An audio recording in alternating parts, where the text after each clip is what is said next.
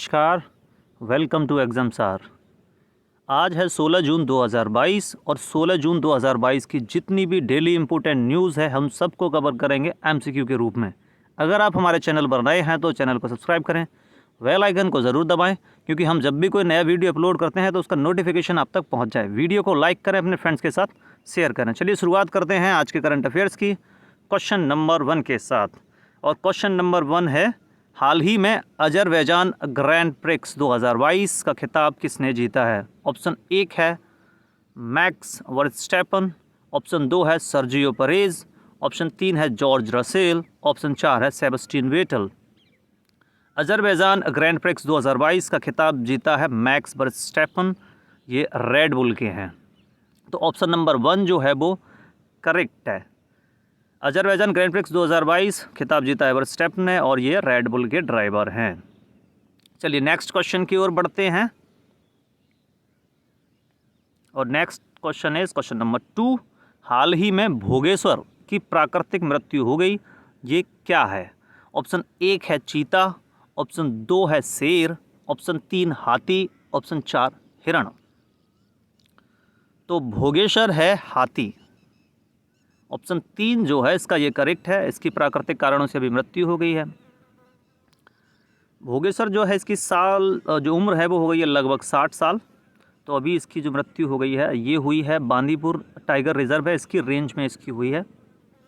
तो भोगेश्वर जो है वो एशिया का सबसे ज़्यादा लंबे दांतों वाला, जो टस्क होते हैं हाथी के जो निकले रहते हैं बाहर बड़े बड़े दांत, तो एशिया में सबसे ज़्यादा लंबे दांत अगर किसी हाथी के थे तो वो है भोगेश्वर। कर्नाटक के बांदीपुर टाइगर रिजर्व में यानी उसी की रेंज में ये मिला है, मरा पड़ा। तो आपको ये भी याद रखना है कि बांदीपुर टाइगर रिजर्व कहाँ है, तो ये कर्नाटक में है। और भोगेश्वर क्या है, तो ये एक हाथी है। चलिए नेक्स्ट क्वेश्चन की ओर बढ़ते हैं। Question number 3, NCPCR national child right protection commission द्वारा बाल श्रम उन्मूलन सप्ताह कब से कब तक मनाया जाएगा? ऑप्शन 1 है 11 से 19 जून, ऑप्शन 2 है 12 से 20 जून, ऑप्शन 3 है 10 से 18 जून, ऑप्शन 4 है 14 से 20 जून। तो बाल श्रम उन्मूलन सप्ताह मनाया जाएगा 12 से 20 जून, यानी ऑप्शन नंबर 2 इज़ करेक्ट। चलिए और विश्लेषण देखते हैं इस प्रश्न का। तो बाल श्रम उन्मूलन जो वो 12 से जो है वो 20 जून तक मनाया जा रहा है और 12 तारीख को मनाया जाता है world day against child labour. ठीक है, क्योंकि बच्चे जो होते हैं वो पढ़ने लिखने के लिए होते हैं, खेलने कूदने के लिए होते हैं, उनसे चाइल्ड लेबर कराना ठीक नहीं है। और जो देश ये करता है तो उससे बच्चे का तो भविष्य खराब होता ही है, साथ ही साथ उस देश का भी भविष्य खराब होता है जो अपने यहाँ बच्चों से चाइल्ड लेबर कराता है। तो ये भारत के विभिन्न जिलों में आज़ादी के अमृत महोत्सव के भाग के रूप में मनाया जा रहा है, यानी क्या बाल श्रम उन्मूलन सप्ताह। कब से कब तक? तो 12 जून से 20 जून तक। नेक्स्ट क्वेश्चन की ओर बढ़ते हैं। क्वेश्चन नंबर 4, हाल ही में महात्मा बुद्ध के कपिल वस्तु के जो अवशेष हैं, रिमेन्स हैं, उनको 11 दिवसीय प्रदर्शनी के लिए किस देश में ले जाए गए हैं? तो ऑप्शन 1 है वियतनाम, ऑप्शन 2 है मंगोलिया, ऑप्शन 3 है थाईलैंड, ऑप्शन 4 है कंबोडिया। महात्मा बुद्ध के जो अवशेष हैं वो मंगोलिया ले जाए गए हैं प्रदर्शनी के लिए। ऑप्शन 2 जो है वो इसका होगा करेक्ट आंसर। तो इससे क्या होगा कि भारत और मंगोलिया के बीच में जो सांस्कृतिक संबंधों से मजबूती मिलेगी। और मंगोलिया जो है वो एक पूर्वी एशियाई देश है। और राजधानी कहाँ है मंगोलिया की? तो मंगोलिया की राजधानी है उलन बटोर में। और मुद्रा क्या है? तो मुद्रा है तोगरोग। राष्ट्रपति इस समय पे जो है वो उख नागिन खुरेलसुख, ये हैं मंगोलिया के राष्ट्रपति। चलिए नेक्स्ट क्वेश्चन की ओर बढ़ते हैं। क्वेश्चन नंबर 5, वैश्विक पवन दिवस कब मनाया जाता है, यानी ग्लोबल विंड डे? ऑप्शन 1 है 14 जून, ऑप्शन 2 है 12 जून, ऑप्शन 3 है 12 मई, ऑप्शन 4 है 15 जून। तो ग्लोबल विंड डे मनाया जाता है हर वर्ष 15 जून को। ऑप्शन नंबर 4 जो है ये इसका होगा करेक्ट आंसर।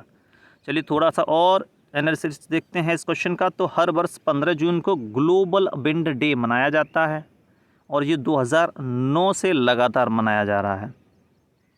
उद्देश्य क्या है, क्या ऑब्जेक्टिव है इसका, तो पवन ऊर्जा की जो क्षमता है, अपार क्षमता, उसके बारे में, और नई नई ऊर्जा टेक्नोलॉजी के बारे में, और इसमें क्या संभावनाएं हैं, यानी कि कितनी आपूर्ति कर सकता है पूरी दुनिया में ऊर्जा की, इसके बारे में लोगों का, देशों का ध्यान आकर्षित करना। चलिए नेक्स्ट क्वेश्चन की ओर बढ़ते हैं। क्वेश्चन नंबर 6, हाल ही में कौन सा देश भारत का दूसरा सबसे बड़ा कच्चे तेल का आपूर्तिकर्ता देश बन गया है? ऑप्शन 1 है वेनेजुएला, ऑप्शन 2 है रूस, ऑप्शन 3 है इराक, ऑप्शन 4 है सऊदी अरब। तो भारत का सेकंड लार्जेस्ट क्रूड ऑयल का सप्लायर ये बन गया है रूस, और रूस ने पछाड़ दिया है किसको? सऊदी अरेबिया को। इससे पहले दूसरे नंबर पे था सऊदी अरेबिया, अब उसको पछाड़ के रूस आ गया है दूसरे नंबर पे। पिछले कुछ समय से भारत का जो कच्चे तेल का जो सप्लाई है वो वहाँ से रूस से बढ़ा है। देखिए पहले नंबर पर कौन है, तो पहले नंबर पे है इराक। सऊदी अरब को पीछे छोड़ते हुए भारत का दूसरा सबसे बड़ा तेल आपूर्तिकर्ता क्रूड ऑयल का बन गया है रसिया। और सर्वाधिक कच्चे तेल की आपूर्ति कहाँ से होती है? ये होती है इराक से।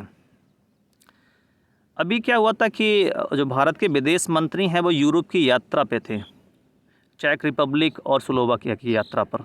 तो वहाँ पे पत्रकारों ने सवाल भी पूछा था कि लगातार आप यहाँ से सप्लाई बढ़ा रहे हैं रसिया से, तो क्या आप फंडिंग नहीं कर रहे हैं युद्ध के लिए रसिया को? तो उन्होंने करारा जवाब भी दिया था कि अगर हम फंडिंग कर रहे हैं यहाँ से तेल खरीद के, तो फिर आप भी तो गैस खरीद के यहाँ से फंडिंग कर रहे हैं या आप शांति स्थापित कर रहे हैं? तो करारा जवाब दिया था। तो अब पिछले कुछ समय से जो रूस के साथ हमारे जो संबंध है वो तो ठीक हुए ही हैं, तो और साथ ही साथ यहाँ से कच्चे तेल की आपूर्ति जो हो रही है वो भी बढ़ गई है। चलिए तो नेक्स्ट क्वेश्चन की ओर बढ़ते हैं। क्वेश्चन नंबर 7, हाल ही में किस बैंक ने केसीसी धारकों के लिए डिजिटल नवीनीकरण योजना शुरू की है? ऑप्शन 1 है state bank of India, option 2 है पंजाब नेशनल बैंक, ऑप्शन 3 है इंडियन बैंक, ऑप्शन 4 है HDFC बैंक। तो केसीसी धारकों के लिए डिजिटल नवीनीकरण योजना शुरू की है इंडियन बैंक ने, ऑप्शन नंबर 3 है वो होगा इसका करेक्ट। क्या है ये देख लेते हैं। इंडियन बैंक ने, जो आपको ये पता होगा केसीसी बोलते हैं किसान क्रेडिट कार्ड योजना, इससे क्या है कि किसान लोन लेता है बैंक से, उसको हर साल क्या है रिन्यू करना पड़ता है, तो रिन्यू करने के लिए उसको बार बार बैंक जाना पड़ेगा। तो इससे छुटकारा पाने के लिए या छुटकारा देने के लिए इंडियन बैंक ने ये जो योजना शुरू की है कि आप डिजिटली ही या डिजिटल मोड से ही अपने खाते को नवीनीकृत कर सकते हैं, यानी रिन्यू कर सकते हैं। तो इस योजना का नाम है डिजिटल नवीकरण योजना। इंडियन बैंक की स्थापना हुई है 1907 में और मुख्यालय है चेन्नई तमिलनाडु में, और इस समय पे इसके जो CEO हैं ये हैं शांतिलाल जैन इंडियन बैंक की। चलिए नेक्स्ट क्वेश्चन की ओर बढ़ते हैं। क्वेश्चन नंबर 8, इंटरनेट एक्सप्लोरर यानी IE 27 साल बाद रिटायर्ड हो रहा है, ये किस कंपनी का है? ऑप्शन 1 है माइक्रोसॉफ्ट, ऑप्शन 2 है गूगल, ऑप्शन 3 है टेस्ला, ऑप्शन 4 है ट्विटर।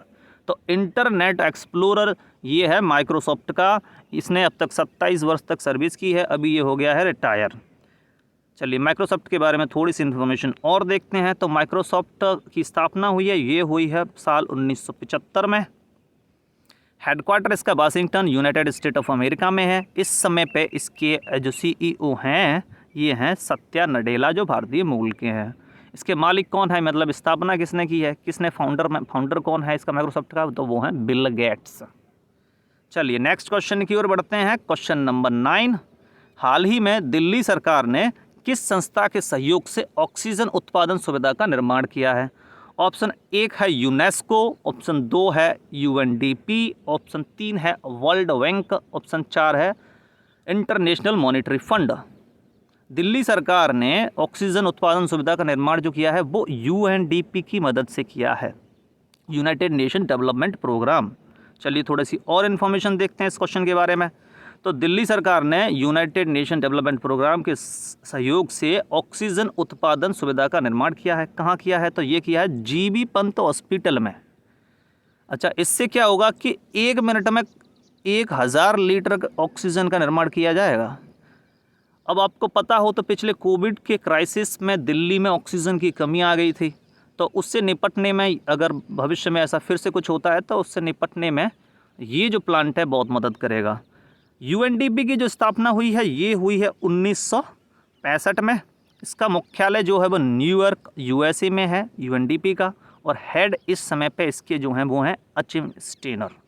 चलिए नेक्स्ट क्वेश्चन की ओर बढ़ते हैं। क्वेश्चन नंबर 10, भारत सरकार द्वारा लॉन्च की गई अग्निपथ योजना का संबंध किस क्षेत्र से है?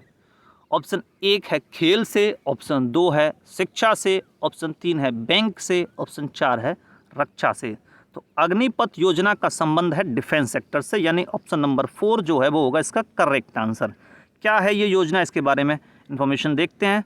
तो अग्निपथ योजना जो है वो भारत सरकार की एक बड़ी योजना है डिफेंस सेक्टर में, और ये आर्म फोर्सेस में एक एंट्री स्कीम है, यानी इसके ज़रिए युवा जो हैं वो भारतीय सेनाओं से जुड़ सकते हैं। और ये एक शॉर्ट सर्विस होगी, यानी 4 साल के लिए इसमें युवाओं को इंडियन आर्म फोर्सेस में काम करने का मौका मिलेगा और देश की सेवा करने का मौका मिलेगा। ट्रेनिंग होगी इसमें, पहले आप रजिस्टर करेंगे, रजिस्ट्रेशन के बाद ट्रेनिंग होगी, और ट्रेनिंग पूरी करने के बाद इसमें जो युवा हैं वो कहलाएंगे अग्निवीर। आज के वीडियो में इतना ही। वीडियो अच्छा लगा हो तो वीडियो को लाइक करें, अपने फ्रेंड्स के साथ शेयर करें। अगर आप इन क्वेश्चंस और नोट्स का पीडीएफ भी चाहते हैं तो आप हमारे टेलीग्राम चैनल एग्जामसार से जुड़ सकते हैं। इसका लिंक आपको वीडियो के डिस्क्रिप्शन में मिल जाएगा। Thank you.